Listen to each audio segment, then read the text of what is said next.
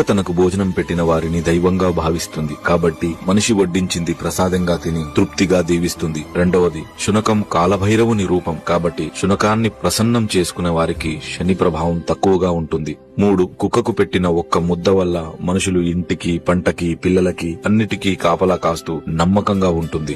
4, ఇంటికి జరిగే అరిష్టాన్ని ఆవు గ్రహిస్తే ఇంటికి పొంచి ఉన్న ముప్పుని కుక్క రానివ్వకుండా చేస్తుంది. 5, కుక్క ఒకే జంతువు మనిషి బాధని, కన్నీళ్లను కూడా చూసి అవి తొందరగా పోవాలని, నా యజమాని సంతోషంగా ఉండాలని మనస్ఫూర్తిగా కోరుకుంటుంది. 6, ఇంట్లో వాళ్ళు బయటికి వెళ్లేటప్పుడు బాధపడుతూ తిరిగి వచ్చాక ఎంతో సంతోషపడే ఏకైక జంతువు కుక్క మాత్రమే. 7, ప్రాణం పోసిన కన్నపుల్లలు పట్టించుకోకపోయినా పట్టెడు అన్నం పెట్టిన యజమాని కోసం ప్రాణాలైనా ఇవ్వడానికి సిద్ధపడుతుంది. 8, చివరగా కుక్క ఏడ్చిన ఊరు, ఎద్దు ఏడ్చిన వ్యవసాయం, ఆడది ఏడ్చిన ఇల్లు ఎప్పటికీ నిలవదని ఊరికే అనలేదు శునకమా